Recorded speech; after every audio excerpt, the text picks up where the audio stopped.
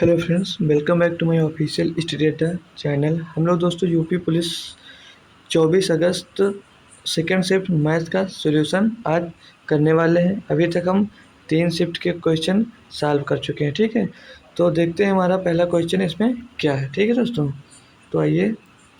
तो पहला क्वेश्चन यहाँ पर हमको क्या दिया गया है कि अरुण ने 800 रुपये में एक साइकिल खरीदी, फिर उसे 920 रुपये में बेच दिया। उसका लाभ प्रतिशत क्या है? इससे भी इजी क्वेश्चन शायद कोई एग्जाम में आपके आया होगा। 920 में बेची, खरीदी कितने में थी? 800 में। तो 920 से 800 घटेगा, कितना बचेगा? 120। तो 120 का उसे प्रॉफिट हुआ। 120 का प्रॉफिट किस में हुआ? 800 में। और मल्टीप्लाई बाई 100 कर देंगे। ठीक है, इतना समझ में आ गया होगा। अब 0 से 0 कैंसिल हो जाएगा और 8 से 120 को काटेंगे तो 8 का नाम 8 और 8 का नाम 8 बचा 5, 4 हो गया 40, 8 पंचे 40। तो कितने प्रतिशत का उसे लाभ हुआ?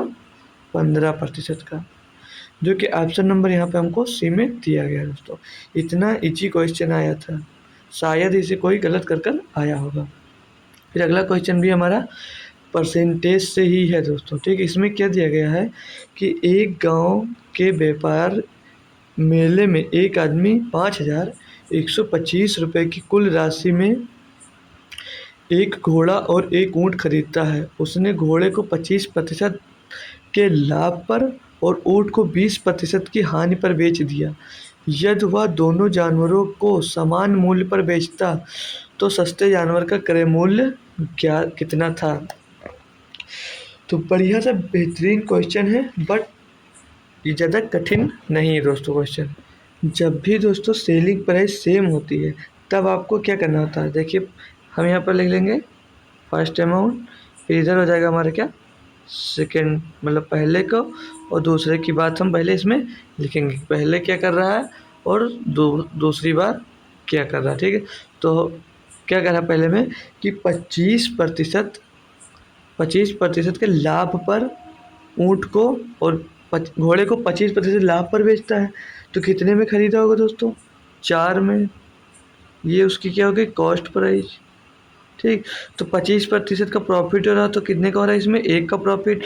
तो सेलिंग प्राइस उसकी कितनी हो जाएगी यहाँ पर दोस्तों? उसकी सेलिंग प्राइस 5 हो जाएगी। ठीक, इतना समझ में आया। सेकेंड की बात करेंगे, वो तो 20% की हानि पर बेच रहा है, यानी वो 5 रुपये में ख़रीदता है, 20% हानि, यानी कि 1 की हानि पर ख़रीदता है। कैसे? 5 का 20% निकालते हैं दोस्तों तो 1 आता है, ये यहाँ पर ध्यान रखिए। तो -1 कर देंगे यहाँ पर। तो कितने में बेच रहा है? उसे 4 में बेच रहा है। ठीक, इतना समझ में आया। अब हम क्या करेंगे दोस्तों, क्वेश्चन में इस वाले की, इसकी और इसकी बात समान की है, मतलब समान है, तो इसे बराबर करने के लिए इसमें हम 4 का गुणा करेंगे और इस वाले में हम 5 का गुणा करेंगे। तो 4 पंचे 20 और 5 चौक 20 हो जाएगा। तो अब नीचे गुणा किए तो ऊपर भी आपका मल्टीप्लाई हो जाएगा। ठीक है, 4 का इस साइड में 5 का मल्टीप्लाई कर देंगे। अब क्या करना है हमको, तो पहली वस्तु को जो सीपी में कितनी हो जाएगी? 16, मतलब जो पहली वस्तु थी यहाँ पर दोस्तों, ये वाली, ये कितनी हो जाएगी? 16। और 16 को बेच कितने में रहा दोस्तों? मतलब पहली 16 की हो गई, हो जाती है तो दूसरी की 25 हो जाती है। पहले की 16 हो गई तो दूसरे की 25 हो गई। तो 16 और 25 की वैल्यू कितनी हो गई? मतलब दोनों को एक साथ बेचता है तो 16 खरीदता है, मतलब सीपी, ये पहले में सीपी निकल कर आई। तो 16 और 25 दोनों की सीपी कितनी निकल कर आई? 41। सीपी मतलब क्या था दोस्तों? Cost price. मतलब दोनों की सीपी हमको यहाँ पर निकल कर आ गई 41। तो यहाँ पे खरीदने का दाम ही तो दिया था हमको। किसका दाम दिया था? खरीदने की वैल्यू ही तो दी थी। तो 41 रुपये में वो खरीद रहा है। तो 41 बराबर कितना दिया यहाँ पर? 5125 हमको दिया हुआ है। आगे कहा गया है कि यदि वह दोनों जानवर को समान मूल्य पर बेचता है तो सस्ते जानवर का क्रय मूल्य ज्ञात कीजिए। सस्ते जानवर का क्रय मूल्य इसमें हमें ज्ञात करना है। तो सस्ते जानवर का क्रय मूल्य कितना है दोस्तों? 16 ही तो है। हमें किसकी वैल्यू यहाँ पर निकाल कर दिखाना है, इसमें 16 की वैल्यू। ठीक है, 41 की दी हुई है और 16 की वैल्यू निकाल कर हमें यहाँ पर दिखाना है।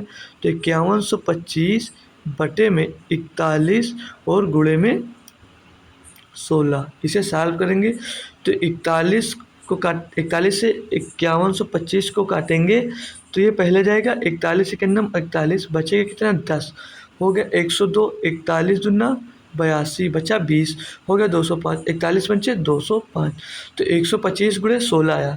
तो 125 गुणे 16 करेंगे तो 16 पंचे 80 और 16 दूना 32 और 8 40 का 4 80 लाया 4, 16 कम 16 और 4 20, यानी कि सस्ते जानवर का जो कॉस्ट प्राइस था दोस्तों वो कितना था 2000 रुपये, जो कि ऑप्शन नंबर हमको बी में दिया गया, जिसका ऑप्शन नंबर बी एकदम सही जवाब होगा। हम अगला क्वेश्चन अब देखते हैं।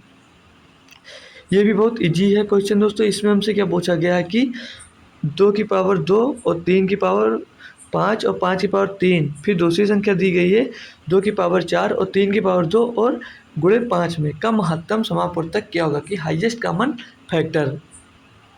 तो 2 की पावर 2 यहाँ दिया और 2 की पावर यहाँ दिया, तो 2 की पावर 2 और 2 की पावर 4 में क्या कॉमन हो जाएगा, 2 की पावर 2 कॉमन हो जाएगा दोस्तों, मल्टीप्लाई। यहाँ 3 की पावर 5 दे रखा है और यहाँ 3 की पावर 2 रखा है, तो कॉमन कितना होगा 3 की पावर 2, यहाँ पर भी कॉमन होगा। फिर यहाँ पर 5 की पावर 3 दिया है और यहाँ पर 5 की पावर 1 दिया है, तो कॉमन क्या होगा 5 की पावर 1। तो देख लिया जी यहाँ पर कौन सा ऑप्शन हमको मिल रहा है, तो 2 की पावर 2, 3 की पावर 2 और गुणे में 5, ये आंसर होगा, जो कि ऑप्शन नंबर हमको सी में दिया गया है। दोस्तों देख रहे होंगे हर शिफ्ट में एचसीएफ और एलसीएम का क्वेश्चन ज़रूर ही पूछा जा रहा है, तो ये टॉपिक आप लोग पढ़कर अच्छे से जाइए ज़रूर। ये देखिए एलसीएम का क्वेश्चन आ गया, इसमें कहा 90 और 128 और 144 का लघुत्तम समापूर्तक ज्ञात कीजिए। तो हम इसे आपको बता दें कि आप लोग अगर इसे ऑप्शन से करते हैं दोस्तों तो आपके लिए जल्दी हो जाएगा, ये हमें बेहतर होगा कि हम इसे ऑप्शन से पहले कर लें, बाकी हम बेसिक से भी कर सकते हैं।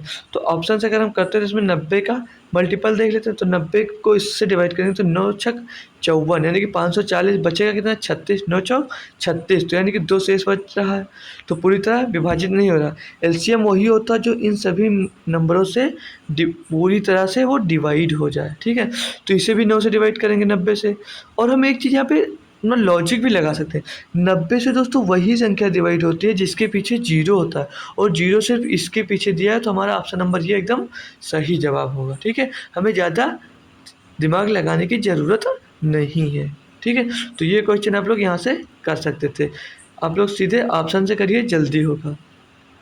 फिर यहाँ पे क्वेश्चन है एक और, हमको क्या दिया हुआ है कि 2 व्यक्तियों की संपूर्ण वेतन लाभदियाँ बराबर हैं, लेकिन उनमें से एक को अपने मूल वेतन का 65% भत्तों के रूप में मिलता है,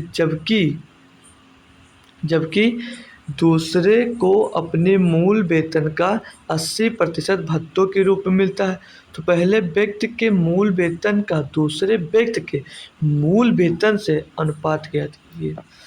बहुत ही बेहतरीन क्वेश्चन दोस्तों ये हमको दिया हुआ है, लेकिन हम इसको सॉल्व कैसे करेंगे।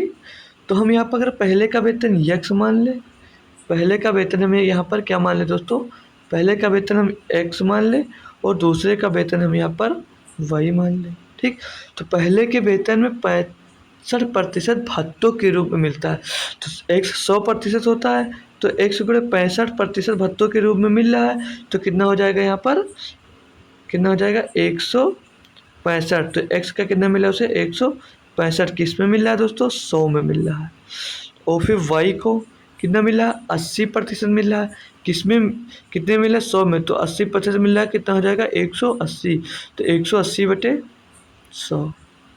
इसको हम यहाँ से अगर कैंसिल करते हैं दोस्तों तो ये 100 से 100 हमारा कैंसिल हो जाएगा, 5 से कैंसिल करेंगे तो 5 3 15 और बचेगा एक, कितना हो जाएगा यहाँ पर 3, तो 3 15 हो जाएगा, तो 5 3 15, ठीक है। कितना हो जाएगा यहाँ पर 33। एक बार फिर से कर लेंगे, 5 3 15 और फिर एक बचा, कितना हो गया यहाँ पर दोस्तों, हो गया हमारा, फिर यहाँ काटेंगे तो 5 3 15 और बचा कितना 3 हो गया 30, 5 6 के 30। अब 33 और 36 को हम किससे डिवाइड कर सकते हैं? तो 3 से। तो 11 11 3 देते हैं, 3 एक नम 3, 3 एक नम 3, 3 एक नम 3, 3 दूनी 6। तो यहाँ पर 3 दूनी 6। तो x अपन y का रेशियो क्या मिल जाएगा दोस्तों?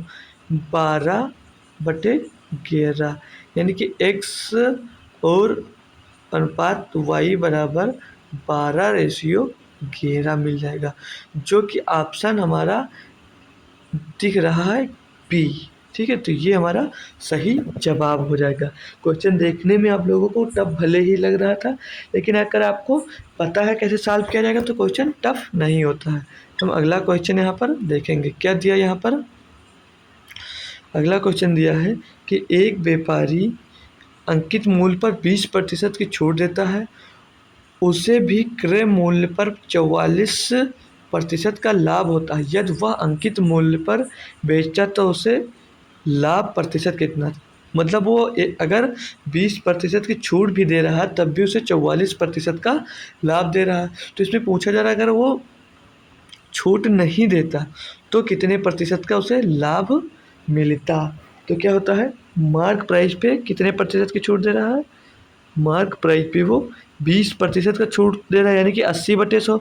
तो 80/100 को हम 4/5 लिख रहे हैं। फिर उसे कॉस्ट प्राइस पे क्रय मूल्य पर 44% का लाभ भी मिल रहा। तो कॉस्ट प्राइस पे 44% लाभ मिल रहा है, तो कितना हो जाएगा ये? 144/100। 144/100। तो हम इसे अब डिवाइड करेंगे तो 5 एकम 5 और 5 विषयम होता है 100। और इसे हम अगर सॉल्व कर लें तो 4 एकम 4, 4 3 12, 4 छंग 24, तो 36/20। इसे हम और अगर डिवाइड करते हैं तो 4 से करते हैं, हाँ 4 9 ये 36 हो जाएगा। क्या हो जाएगा ये? 4 9 36 और 4 पंचे 20। तो मार्क प्राइस और कॉस्ट प्राइस का जो रेशियो निकल कर आएगा वो कितना निकल कर आएगा दोस्तों? 9:5। 9:5। तो कॉस्ट प्राइस पे कितना उसे, कॉस्ट प्राइस से मार्क प्राइस कितना अधिक है? 4। तो 4 अधिक है, और भी 4 कितने में अधिक है? 5 में। ठीक, 5 में और गुणे में 100। तो 5 का नाम 5, 5 विषयम 100 और 20 गुणे 4 कितना हो जाता है दोस्तों? 80%। मतलब वो अगर 20% की छूट नहीं देता तो यहाँ पर उसे 80% का दोस्तों लाभ प्राप्त होता, जो कि ऑप्शन नंबर हमें ए में दिया गया है। आई होप क्वेश्चन समझ में आ रहे होंगे दोस्तों। अगर आप का पेपर 30 और 31 फरवरी अगस्त में है तो आप लोगों के लिए ये ज़्यादा बेनिफिट देने वाला है दोस्तों। तो देखिए अगला क्वेश्चन दिया है कि एक व्यापारी एक वस्तु को खुदरा विक्रेता को 20% छूट पर बेचता है, लेकिन डिलीवरी पर पैकेजिंग के लिए रियायती छूट मूल्य 10% शुल्क लेता है। खुदरा विक्रेता इसे 4,092 रुपये अधिक में बेचता है, जिससे 25% का लाभ अर्जित होता है। तो व्यापारी ने वस्तु को किस कीमत पर अंकित किया था?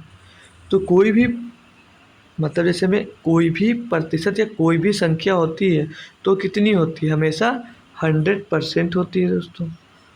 100% संख्या होती है। तो उसमें से 20% की अगर वो छूट दे रहा है, कितने प्रतिशत की? वो 20% की अगर छूट दे रहा है, 20% की वो छूट दे रहा है, तो संख्या कितनी बच रही है यहाँ पर आपको? संख्या बचे, कितना बचेगा हमें यहाँ पर? संख्या 80, यानी कि 80% बचेगी, ये मान सकते हैं। फिर आगे देखिए, कह रहा है कि लेकिन डिलीवरी और पैकेजिंग के लिए रियायती मतलब छूट दामों पर, छूट वाले मूल्य पर 10% शुल्क अधिक लेता है। मतलब इस पर वो 10%, इस वाले पे दोस्तों 10% शुल्क अधिक अंकित कर लेता है। तो 80 का 10% कितना हो जाएगा? तो 80 का 10% कितना होगा दोस्तों? 8। तो 80 का 10% अधिक हो रहा है तो कितने में उसे बेच रहा है? फिर उसे बेच रहा है वो 88 में। फिर आगे क्वेश्चन में देखिए हमें क्या कहा है कि खुदरा विक्रेता 4,092 रुपये अधिक में बेचता है, जिससे 25% का लाभ अर्जित होता है। तो 88 का हमें यहाँ पर 25% निकालना है। तो 88 का 25% यानी कि 1/4, और 1/4 कितना हो जाएगा, 4 दूनी 8 और 4 दूनी 8, यानी कि 22% की वैल्यू यहाँ पर दी। मतलब क्या कह रहा है, खुदरा विक्रेता से 4,092 अधिक में बेचता है तो 25% का लाभ होता है, यानी कि 22% की जो वैल्यू दी गई है यहाँ पर, क्या दी गई है, 4,092 क्या दी गई है, 4,092। और हमें निकालना किसकी वैल्यू है, 100% की वैल्यू निकालना है। तो व्यापारी ने किस वस्तु को किस कीमत पर अंकित किया, तो 100% की हमें वैल्यू यहाँ पर निकालनी है। तो 100% इक्वल टू 4,092 बटे में 22 और गुणे में 100। तो हम इसे और अगर सॉल्व करते हैं तो कैसे सॉल्व कर सकते हैं, 2 से काटते हैं हम। किससे काट लें, यहाँ पर हम अगर इसको 2 से काट लेते हैं तो 50 बार जाएगा 100, 2 25 100, 2 गई हम 11। अब इसको हम 11 से डिवाइड कर लें, अगर किससे, 11 से डिवाइड करेंगे तो 11 का नाम 11 और 11 तेईस 33, बचा कितना 60, हो गया 11 सत्ते 77, फिर कितना बचा 2, 11 दूना 22, तो 372 गुणे में कितना होगा 16, 300 गुणे 72 कितना होगा दोस्त, 372 गुणे 50। तो हम पहले क्या कर लेंगे, जीरो हम पहले पीछे लगा लेंगे, फिर 5 से गुणा कर देंगे। तो 5 दूनी 10 का जीरो, हंसीला 1, 5 सत्ते 35, 1 36 का 6, हंसीला 3, 5 3 15 और 3 18। तो कितना है, 1,86,000 उसकी क्या थी, व्यापारी की वस्तु की अंकित कीमत थी। कितनी, 18,600 रुपये। ठीक है, तो यहाँ तक आपको समझ में आ गया होगा। अब हम अगला क्वेश्चन अपना सॉल्व करते हैं। तो यहाँ पर क्या दिया गया है अगले क्वेश्चन में, कि 2 रेलगाड़ियाँ विपरीत दिशा में 29 किलोमीटर प्रति घंटा 25 किलोमीटर प्रति घंटा की गति से चल रही हैं। तेज गति वाली रेलगाड़ी धीमी वाली गति रेलगाड़ी में सवार एक व्यक्ति को 6 सेकंड में पार कर सकती है। तो तेज वाली रेलगाड़ी की लंबाई ज्ञात करना है। क्वेश्चन दोस्तों हम इसे अच्छा कह सकते हैं। ठीक है, तो हम इसे कैसे सॉल्व कर सकते हैं, ये भी हम काफ़ी आपको बहुत लंबा खींचने वाले नहीं हैं, आसानी से हम इसको शॉर्ट में करवाने वाले हैं। ये वाला भी क्वेश्चन, कोई भी क्वेश्चन हो हमारा, तो क्या होता है, लंबाई बतानी है इसमें। तो लंबाई का मतलब डिस्टेंस बतानी है। क्या बतानी है इसमें हमको, डिस्टेंस बतानी है। क्या बतानी है, डिस्टेंस बतानी है। तो डिस्टेंस बराबर क्या होता है दोस्तों, स्पीड अपॉन टाइम। ठीक है, ये हमारा डिस्टेंस का फार्मूला होता है। तो बराबर में स्पीड कितनी दी गई है, 29 + 25, ये हमको स्पीड दी गई है। ठीक, और 29 और 25 को जोड़ेंगे तो कितना आएगा, 29 और 25 को जोड़ेंगे तो 5 9 5 14 का 4, हासिल आया 1 2 2 4 1 5, 54 आया। अब हम गति निकालने के लिए क्या करेंगे, इसमें 5/18 का मल्टीप्लाई कर देंगे और गुणे में 6 सेकंड में पार कर रहा था तो 6 सेकंड में लिख देंगे हम पार कर रहा है। इसे सॉल्व करेंगे हम, तो 18 का नाम 18, 18 3 54, तो 3 × 5 = 15 और 15 छक्का 90। तो 90 मीटर में दोस्तों क्या निकल गया है, रेलगाड़ी की लंबाई, तेज वाली जो रेलगाड़ी उसकी लंबाई क्या हो जाएगी, 90 मीटर। इतना आसान क्वेश्चन था दोस्तों, इसका आंसर हमारा 90 मीटर आ गया है। अब हम अगला क्वेश्चन देखेंगे। अगले क्वेश्चन में क्या कहा गया है कि वह संख्या ज्ञात कीजिए जिसे 15:19 के अनुपात के पदों में घटाया जाना चाहिए ताकि नया अनुपात 3:4 के बराबर बनाया जा सके। तो हम इसे अगर बेसिक से करेंगे तो दोस्तों काफ़ी टाइम आपका इसमें लॉस हो जाने वाला है। तो हम एक बाई ऑप्शन करते हैं। तो पहले अगर हम इसका क्या लिख लें, जैसे हम 15 - x बटे में 19 - x बराबर 3/4 ऐसे लिखेंगे तो ये हमारा बेसिक हो जाएगा। अब हम सीधे क्या करते हैं, यहाँ पर x का मान रख देते हैं। तो अगर हम x का मान पहले 4 रख लेते हैं, x का मान अगर हम पहले 4 रखें, ठीक, तो क्या आ जाएगा 11 15 से 4 घटे 11 और 19 से 4 घटेगा तो 15। तो क्या 11/15 3/4 आ सकता है? नहीं आ सकता है। तो ये हम 4 भी यहाँ पर नहीं रख सकते। अब हम अगर यहाँ पर 3 रख लेते हैं, क्या रख लेते हैं? 3। एक्स का मान हम अगर 3 रख लें, ठीक, एक्स बराबर 3, तो 15 में से 3 घटेगा तो क्या बचेगा? 12। और 19 में से 3 घटेगा तो क्या बचेगा? 6। तो अब इसे हम डिवाइड करेंगे तो 4 3 12 और 4 चौक 16। तो ये 3/4 की फॉर्म में मिल रहा है, यानी कि 3/4 यहाँ से मिल रहा है। तो ऑप्शन नंबर हमारा 3 हो जाएगा। हम डी ऑप्शन चेक करें, पहले ए ऑप्शन चेक किए, फिर हम अपना ऑप्शन नंबर डी चेक करें, तो हमारा ये ऑप्शन नंबर डी यहाँ पर सही जवाब हो जा रहा है। ठीक है, अब हम अगला क्वेश्चन देखते हैं। यहाँ पर जो क्वेश्चन सही था दोस्तों, वो कौन सा क्वेश्चन सही था? हमारा ऑप्शन नंबर डी एकदम सही जवाब था। ठीक है, आप पहले क्वेश्चन से ऑप्शन वाइज ही करेंगे, क्वेश्चन बेसिक से करने में नहीं पड़ेंगे, जिसमें आपको टाइम ज़्यादा लग जाएगा। अब ये क्वेश्चन दिया है, क्या कह रहा है यहाँ पर कि मीता की आय सीता की आय से 125% अधिक है, तो सीता की आय मीता की आय से कितने प्रतिशत कम है? तो इसमें भी कुछ आपको दोस्तों टफ लग रहा है, तो हमें तो ऐसा नहीं लग रहा है कि इसमें आपको कुछ क्वेश्चन टफ लगने वाला है। क्या कह रहा है? मीता सीता की जो आय है वो मीता की आय है जो सीता की आय से 125% अधिक है। तो सीता की आय कितनी हो जाएगी? 100। तो मीता की आय कितनी होती? तो 100% इनकी थी, तो 125% अधिक है, तो कितनी हो जाएगी? 225%। ठीक है, इनका रेशियो हम निकाल लेंगे। तो इनका रेशियो यहाँ से क्या आएगा, क्या आप लोग बता सकते हैं? 25 चौके 100 और 25 नवैया 225। तो इनका रेशियो कितना आ गया? 4:9 में रेशियो आ गया। तो आगे क्वेश्चन में कहा था कि सीता की आय मीता की आय से कितने प्रतिशत कम है, तो ये कितनी कम है? 5। 5 यहाँ पर कम है, तो 5 दोस्तों कम है, वो भी ये 5 किस में कम है? 5 हमारी 9 में कम है। ठीक है, तो 5/9 गुणे 100, इसे सॉल्व करेंगे तो यहाँ पर दोस्तों कितना आ जाएगा हमारा? 5/9 गुणे 100 बराबर 500/9, 500/9 आ गया।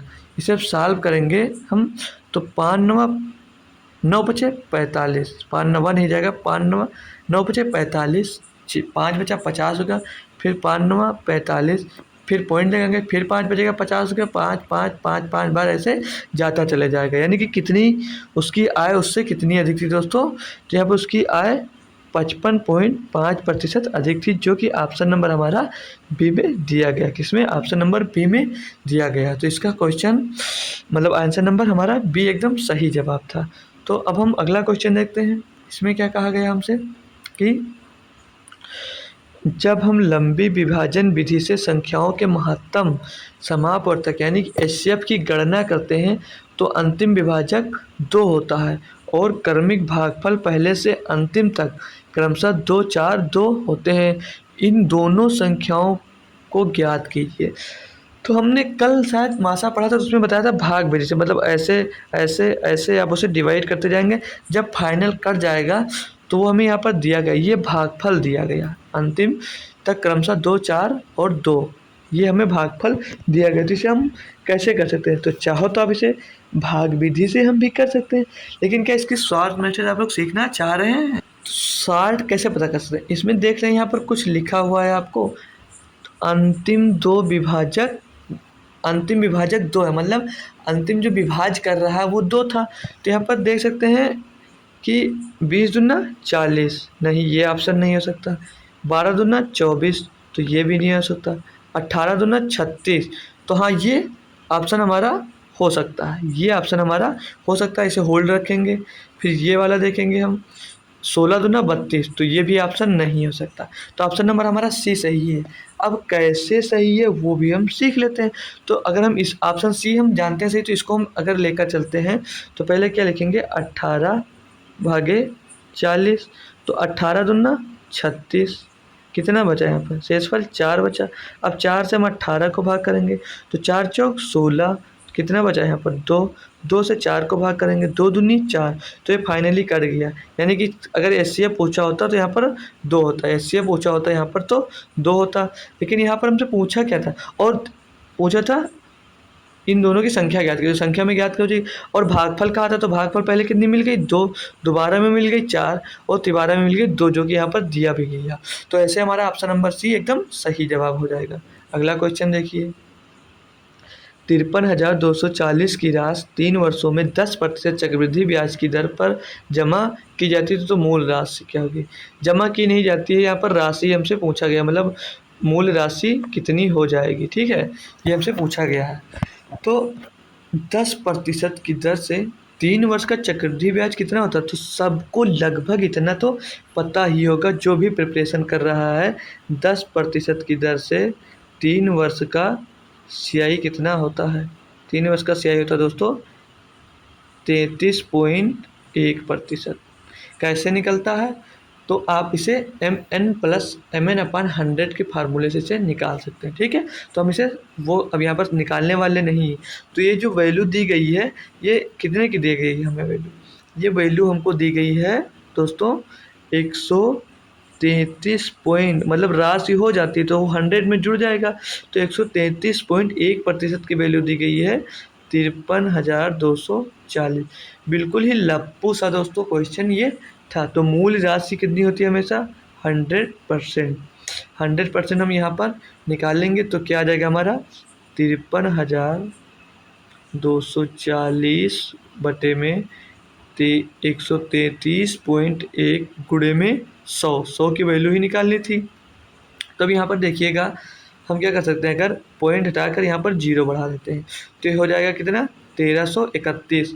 तो ये 4 बार लगभग चला, 3 चौक 13 चौको 52 और 31 यहाँ 124, हाँ 4 बार जाएगा। तो 1331 एकन्नम 1331 और ये 4 बार जाएगा, ठीक है।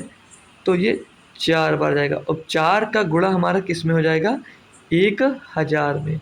तो 4 गुणे 1000 कितना आ जाएगा दोस्तों 4, सॉरी यहाँ पर 0 भी बच रहा, तो यहाँ पर 40 बचेगा ना कि 4000, ठीक है। कितना बचेगा यहाँ पर 40 बचेगा, ठीक है। तो यहाँ पर कितना हो जाएगा 40 गुणे 1000 यानी कि 40,000 हमारा क्या हो जाएगा, 40,000 हमारा आंसर हो जाएगा, जो कि ऑप्शन नंबर ए में नहीं, बी में नहीं, डी में दिया गया है। ऑप्शन नंबर डी में दिया गया।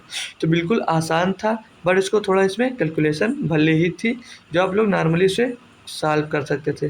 फिर अगला क्वेश्चन कहा गया है कि कुछ श्रमिकों की औसत मासिक आय S है और अन्य श्रमिकों की औसत आय T है। यदि कृषि श्रमिकों की संख्या अन्य श्रमिकों की तुलना में 11 गुना है तो श्रमिकों का औसत मासिक आय कितनी है। बेसिक से करेंगे तो बहुत ही लंबा जाएगा, हम इसे किस मेथड से कर दें जिससे आपको बहुत ही आसानी से इसे आप लोग सॉल्व कर सकते हैं। तो हम पहले देखेंगे कि क्या है S और T श्रमिकों की बात की गई, नहीं S नहीं, S श्रमिक और अन्य श्रमिक की बात की जा रही है। किसकी, S और अन्य श्रमिक की बात की गई। तो S का मासिक आय रुपए में यस है, तो इनका एवरेज इसमें हमसे पूछा गया। तो S का हम फिर आगे क्या कहा, इसका औसत कितना है, अन्य का औसत हमें कितना दे रखा है, यहाँ पर अन्य का जो औसत दिया हम यहाँ पर दोस्तों हमसे फिर से एक बार क्वेश्चन रिवाइज कर रहे हैं। क्या पूछा गया, लिखा है कुछ कृषि श्रमिकों की औसत मासिक आय S है, मतलब जो कुछ कृषि हैं इनकी मासिक औसत आय S है। फिर आगे कहा है अन्य श्रमिकों की औसत आय T है। तो अन्य श्रमिक जो हैं क्या हैं, अन्य श्रमिक जो हैं, अन्य श्रमिक इनकी औसत आय T दी गई है। फिर आगे क्या कहा है क्वेश्चन में हमसे कि यदि कृषि श्रमिकों की संख्या अन्य श्रमिकों की तुलना में 11 गुना है, मतलब कृषि 11 है तो ये अन्य 1 हो जाएगा, 1 का 11 गुना कृषि था। तो अब इनकी क्या हो जाएगी, औसत क्या हो जाएगा, तो औसत होगा तो इनका मल्टीप्लाई हो जाएगा, तो 11 S हो जाएगा, यहाँ पर क्या हो जाएगा 11 S हो जाएगा। और इन दोनों का औसत है पूछा और इसका 1 T हो जाएगा। तीन दोनों का औसत हम कैसे निकालते थे, अगर दोनों का औसत पूछा जाता था तो टोटल वर्क मतलब कोई काम कर रहा है तो टोटल वर्क और टोटल संख्या, इस टोटल जितना निकाले 10 का औसत निकालना है 10, तो 10 गुणे 10 बटे संख्या नीचे रख देंगे। जैसे 10 का औसत 100 दिया है तो उनका संख्या का मान निकालेंगे तो बटे 10 कर देते थे तो आ जाता था 10। तो ऐसे ही 11 प्लस में 1t, 11 प्लस में टी, 1t का मतलब टी ही होगा, और बटे में 11 और 1 कितना हो जाएगा, ये 12, तो कितना हो जाएगा 12। ठीक, तो यहाँ पर हमें कितना मिल गया, 11 प्लस टी बटे 12, तो यही आंसर हो जाएगा 11 प्लस टी बटे 12, जो कि ऑप्शन नंबर हमें यहाँ पर ए में दिया गया है। तो ऑप्शन नंबर हमारा एकदम सही जवाब हो जाएगा दोस्तों। इतना अच्छा क्वेश्चन हमने आसानी से सॉल्व कर लिया। अब हम अगला क्वेश्चन देखते हैं। इसमें क्या कहा है कि एक चुनाव में दो उम्मीदवार में 75% मतदाताओं ने अपने मत डाले, जिनमें से 2% मत अवैध पाए गए। एक उम्मीदवार को 9261 वोट मिलते हैं, जो कुल वैध वोटों का 75% था। तो नामांकित मतदाताओं की कुल संख्या ज्ञात कीजिए।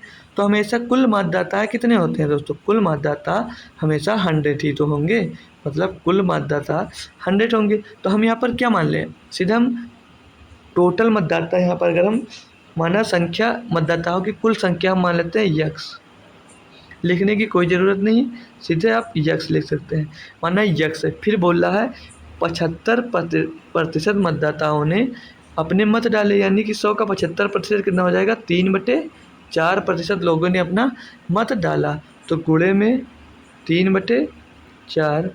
फिर आगे कहा है 2% मत अवैध हो गए, 2% अवैध हो गए तो कितने बचे, 98%। तो 98/100 लिखेंगे तो उसको हम इसमें किस भाग में लिख सकते हैं, 98/100 को हम शॉर्ट में 49/50 लिख सकते हैं। ठीक है, फिर आगे क्या कहा गया है, इसमें आगे हमसे कहा गया है कि एक उम्मीदवार को 9261 मत वोट मिलते हैं, जो कुल वैध मतों का 75% होता है। तो वैध मतों का 75% यानी कि ये भी हमारा 3/4 हो जाएगा। इन सभी को करने के बाद कितना उसे मिलता है, 9261 मत। अब हम यहाँ से x की वैल्यू अगर निकाल लेते हैं तो क्वेश्चन हमारा सॉल्व हो जाएगा। तो ज़्यादा से ज़्यादा से शॉर्ट में सॉल्व करने की सोचिए। तो पहले से हम 7 से काटेंगे, 7 एकन्नम 7, 7×7 = 49, तो 7×7 बचा 2 हो गया 21, 7×3 21, फिर 1 बचा 16 हो गया, 7×2 = 14, फिर 2 बचा 21 हो गया, 7×3 21। फिर से हम एक बार इसे हम 21 7 से काट देते हैं, 7×7, 7 से काटेंगे, 7×7 6 बचा 62 हो गया, 7×8 = 56, बचा कितना 7 हो गया, 6 बचा 63 हो गया, तो 7×9 = 63, कितना आ गया यहाँ पर 189। तो 3×3 यानी 3×3 = 9 से इसको डिवाइड करेंगे तो 9×2 = 18 और 9 एकन्नम 9। तो यहाँ पर क्या मिल गया हमें 21, और नीचे से सॉल्व करेंगे तो 50 चौको 200, 200 चौको 800, तो x बराबर क्या हो जाएगा यहाँ पर 800 मल्टीप्लाइड बाई 21। तो 21 शून्यम शून्य, मतलब 21 का गुणा 0 से होगा तो 0, फिर 21 का गुणा से 0 होगा तो 0, 21 अट्ठे 168, तो मतलब 16,800 दोस्तों इसका हमारा आंसर बन रहा। मतलब टोटल मतदाता सूची में 16,800 मतदाता नामांकित थे। ठीक है दोस्तों, ये चुनाव वाला क्वेश्चन था, इसे भी आप लोग बेसिक से कर लिए, आई होप समझ में आ गया होगा। अब हम अगला क्वेश्चन अपना देखेंगे। इसमें क्या कहा है कि 250 मीटर की दूरी एक पुलिस द्वारा एक चोर को देखा जाता है। मतलब 250 मीटर दूर से एक पुलिस एक चोर को देखता है। जब पुलिसकर्मी पीछा करने लगता है तो चोर भी भागने लगता है। यह चोर की गति 16 किलोमीटर प्रति घंटा है और पुलिस की गति 20 किलोमीटर प्रति घंटा है। तो चोर के पकड़े जाने से पहले वह कितनी दूर तक भागा होगा। तो बढ़िया सा क्वेश्चन है दोस्तों। तो बढ़िया सा क्वेश्चन हमको दिया गया है। तो थीप यानी कि चोर और पुलिस यानी कि पी, ये हमें यहाँ पर दिया गया है। ठीक, आगे क्या कहा है, ये 16 चोर किस स्पीड में भागता है? 16 किलोमीटर प्रति घंटे। और पुलिस किस स्पीड में भागता है? 20 किलोमीटर प्रति घंटे। इनका रेशियो क्या हो जाएगा? रेशियो निकालेंगे हम तो क्या 4 चौक 16 और 4 पंचे 20, यानी इनका रेशियो कितना आ जाएगा? 4:5। ये रेशियो किसका होगा? स्पीड का रेशियो होगा। ठीक है, ये स्पीड का रेशियो दिया है। इसमें जो अगर इसमें टाइम कांस्टेंट होता, ठीक, टाइम कांस्टेंट कांस्टेंट क्यों होता है कि जैसे पुलिस ने चोर को देखा, चोर भागने लगा तो समान समय पर भागे। ठीक है, तो हमें टाइम से कोई लेना देना नहीं है। तो इन दोनों के बीच का डिफरेंस कितना है? एक, इनके बीच के दूरी, मतलब दूरी का डिफरेंस कितना? एक। तो एक बराबर क्वेश्चन में दे कितना रखा है हमको? 250 मीटर। ठीक, हमें निकालना क्या है कि चोर के पकड़े जाने से पहले वह कितनी दूर तक भाग चुका होगा। यानी कि चोर 4 भागा तो 4 की स्पीड कितनी होगी? तो 1 बराबर 250 है, तो 4 बराबर 4 गुणे 250, यानी कि 1000 1000 मीटर चोर बेचारा भाग गया होगा। भाग लिया फिर भी बेचारा पकड़ा गया। ठीक है, तो 1000 मीटर भागने के बाद पकड़ा जाएगा।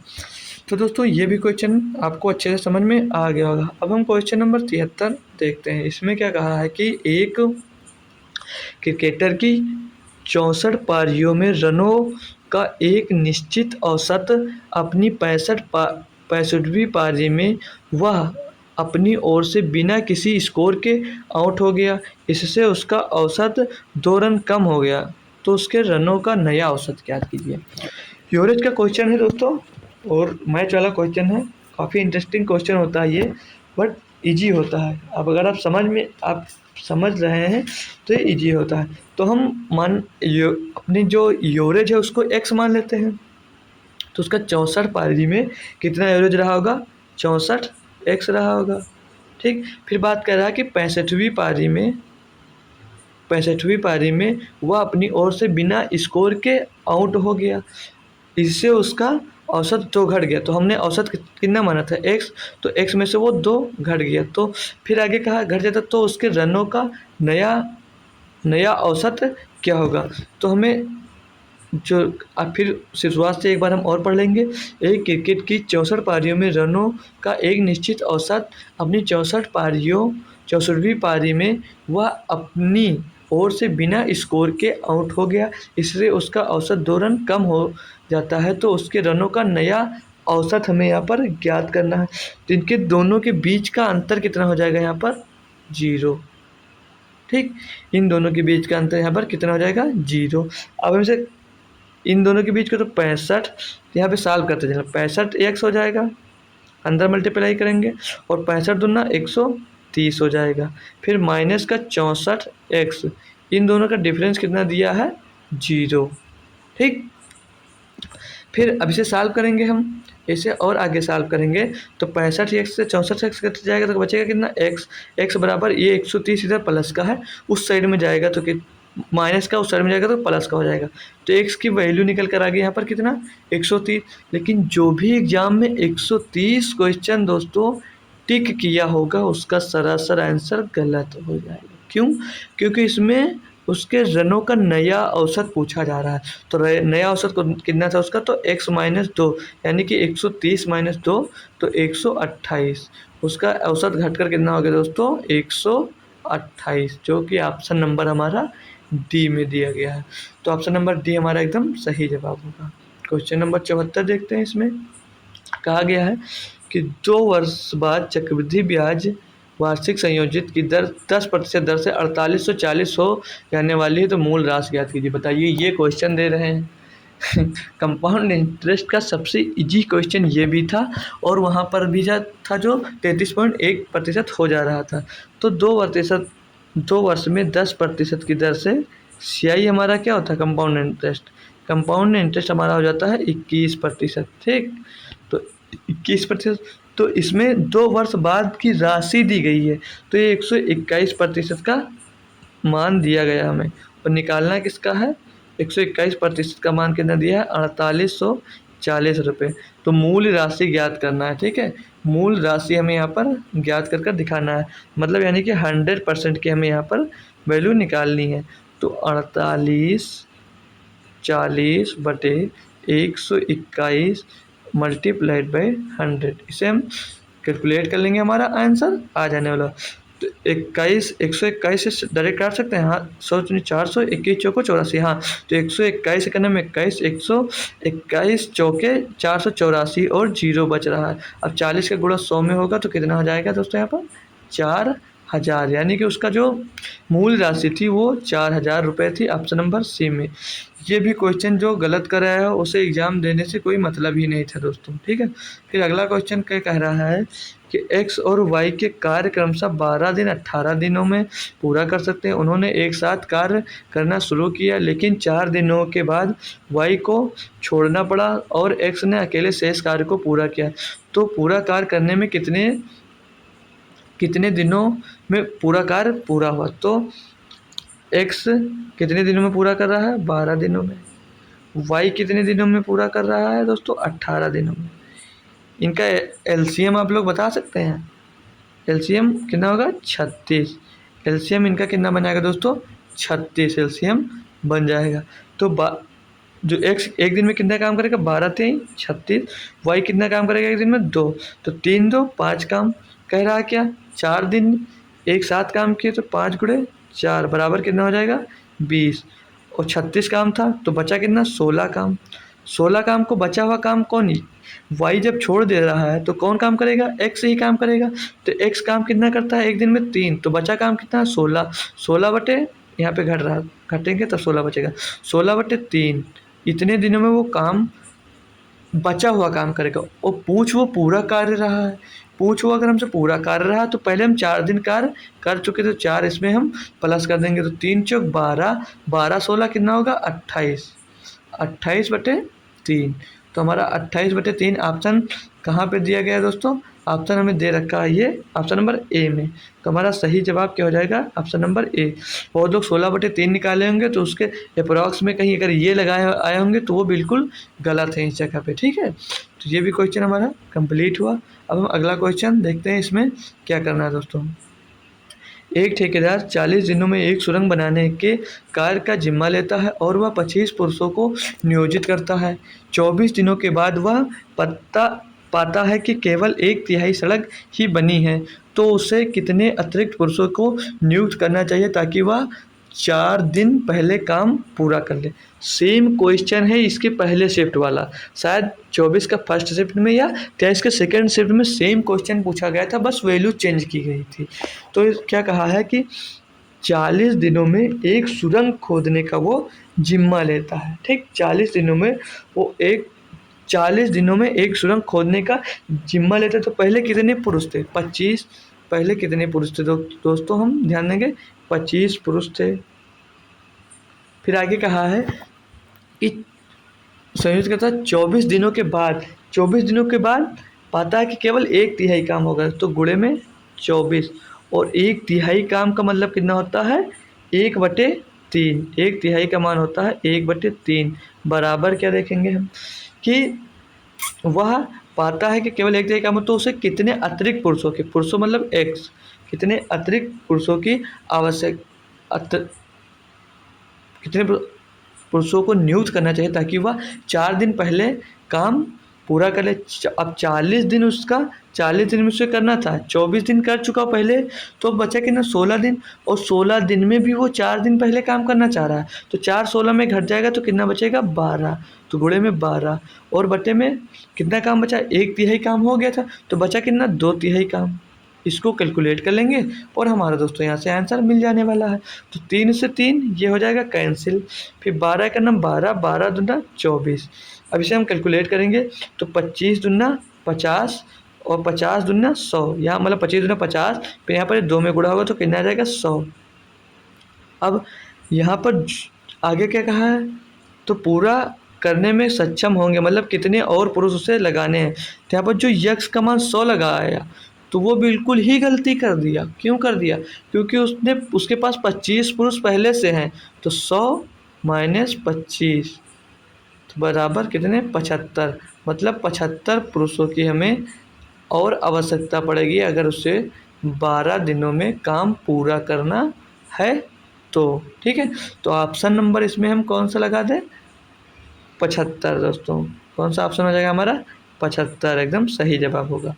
तो क्वेश्चन ये समझ में आ गया। अब हम एक और क्वेश्चन करने वाले हैं। तो अगले क्वेश्चन में दिया है कि 27 वस्तुओं का क्रय मूल्य x वस्तुओं के विक्रय मूल्य के समान है, यदि लाभ 35% है तो x का मान ज्ञात कीजिए। यहाँ पर हमें लाभ दोस्तों पहले से दे रखा है। तो इस क्वेश्चन में क्या कहा है कि 27 वस्तुओं का क्रय मूल्य यानी कि 27 का CP किसके बराबर है? x के विक्रय मूल्य के, यानी कि x के SP के बराबर है। ठीक है, x के SP के बराबर है। तो यहाँ पर कास्ट प्राइस और मार्क प्राइस का रेशियो क्या होगा? कॉस्ट प्राइस और मार्क प्राइस का रेशियो क्या होगा? x/27।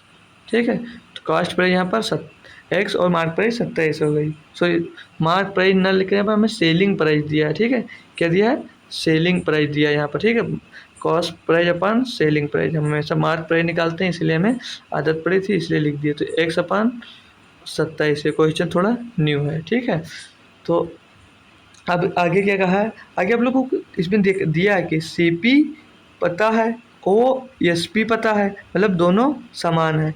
तो प्रॉफिट प्रतिशत पता है, मतलब 35 दिया प्रॉफिट परसेंट। तो प्रॉफिट परसेंट हम कैसे निकालेंगे? तो फार्मूला हमने पढ़ा था कि प्रॉफिट परसेंट कितना दिया है? 35। Profit percent is equal to CP मतलब SP कितना दिया? 27। SP माइनस CP बटे में CP गुणे में 100। इसे हम सॉल्व कर लेंगे और हमारा यहाँ से आंसर हो जाएगा। तो कैसे कर सकते हैं इसको हम सॉल्व करें? अगर हम तो पहले हम इसे 5 से काट सकते हैं, 5 से इस कट जाएगा तो 5 सत्ते 35, 5 से इसको काटा जाएगा तो 20 बार जाएगा। ठीक, 20 बार जाएगा। ये इधर ब्रैकेट में ही अगर रखते हैं, अब से हम अगर कैलकुलेट कर लें तो 7x हो जाएगा इधर, और उधर कितना आ जाएगा? 27 गुणे 20 यानी कि 540 माइनस 20x। ठीक, 20x और अब 20x इधर माइनस का है। ठीक है, 20x जो है इस साइड में हमको माइनस का दिया है, इस साइड में आएगा तो प्लस का हो जाएगा। तो यानी कि 27x बराबर कितना दिया? 540। तो x निकालना था, तो x बराबर 27 से 540 को भाग देंगे तो कितना आ जाएगा? 20। और 20 ऑप्शन नंबर हमें यहाँ पर बी में दिया गया है, जो एकदम सही जवाब होगा। अगला क्वेश्चन देखते हैं दोस्तों, 148 नंबर। इसमें क्या कहा है कि एक ट्रेन एक खंभे को 15 सेकंड में पार करती है, तो 90 किलोमीटर की गति से यात्रा करने वाली ट्रेन को 600 मीटर लंबे पुल को पार करने में कितना समय लगेगा?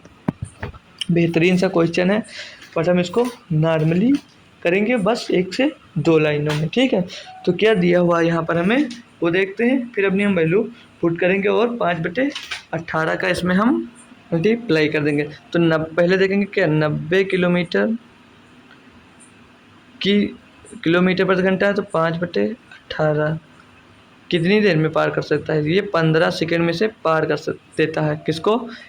ट्रेन के खंभे को। तो अब इसको कैलकुलेट करेंगे तो 18 का 18, 18 पंचे 90, तो 15 बचे 75, 75 पंचे 375 आ गया। ठीक, ये क्या आ गया? ये हमें 375 मीटर आ गया। ठीक, 75 मीटर ट्रेन की हमें लंबाई दी गई है, आ गई। अब वह 600 मीटर लंबे पुल को पार करती है, कितनी देर में पार करती है? तो हम इसको कैलकुलेट करेंगे, इसमें जोड़ देंगे 600 प्लस 375। ठीक, इसे ब्रैकेट में कर दीजिए, गुणे में 18/5 और 18/5 कर देंगे बस।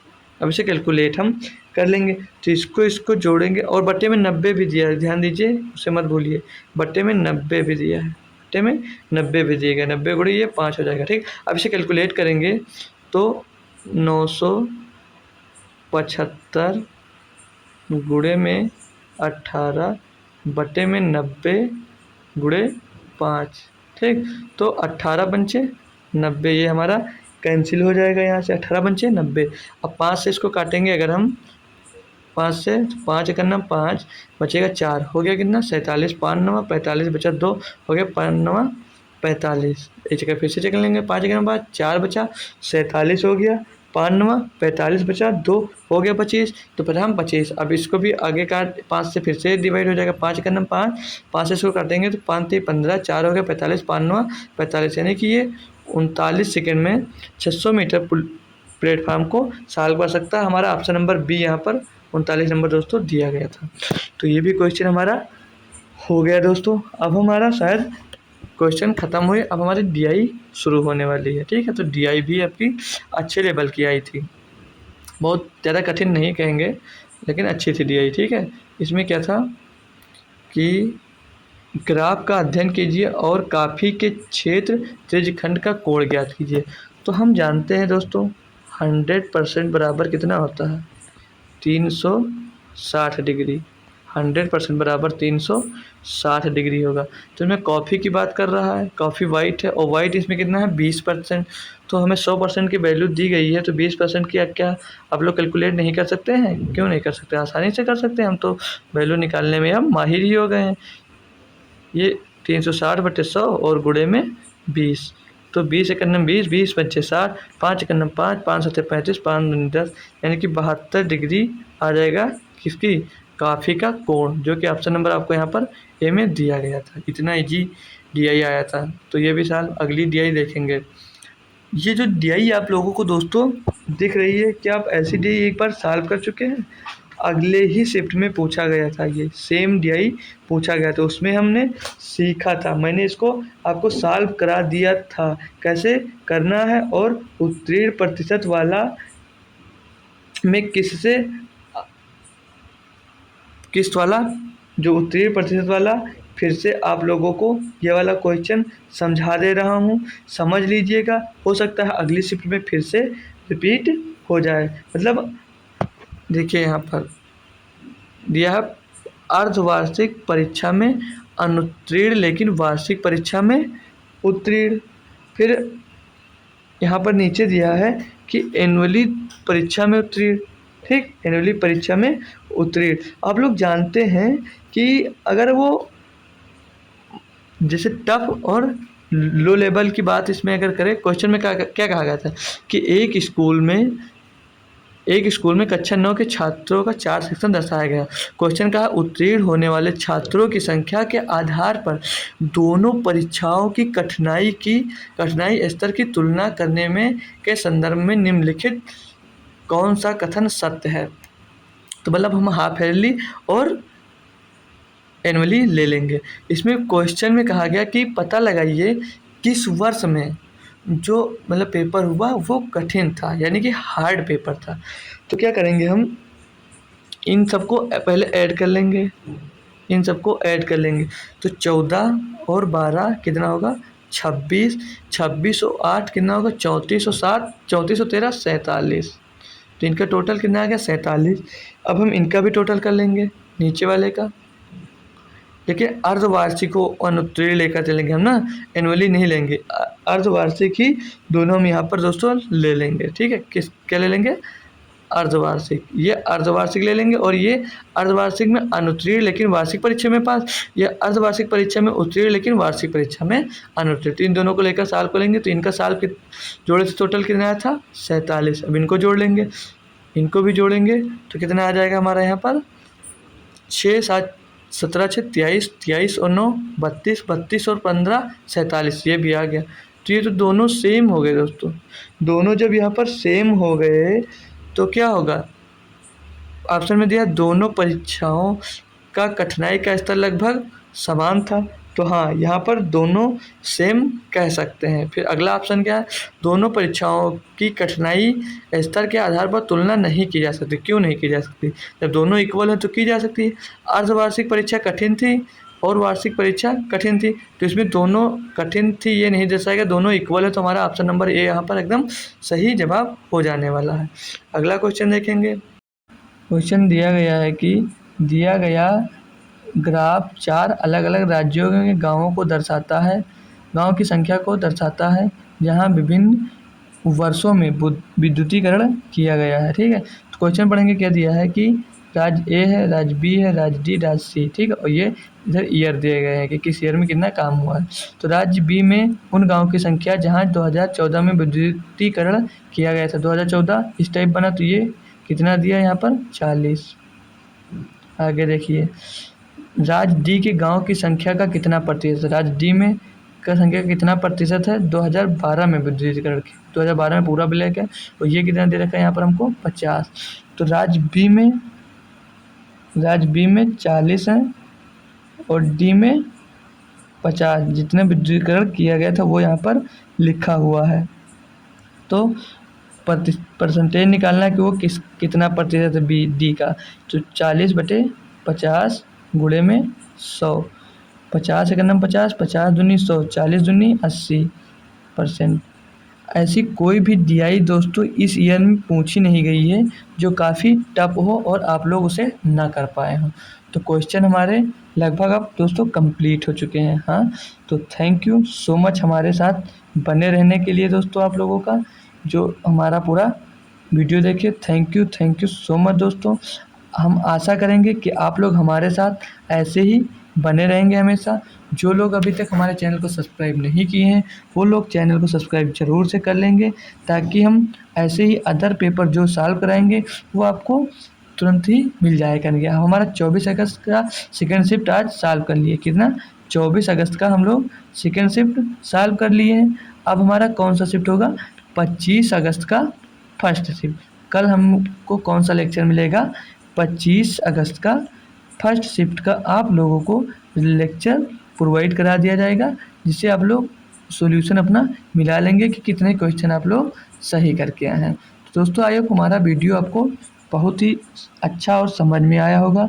तो हम अब चलते हैं, तो तब तक के लिए bye bye, thank you so much.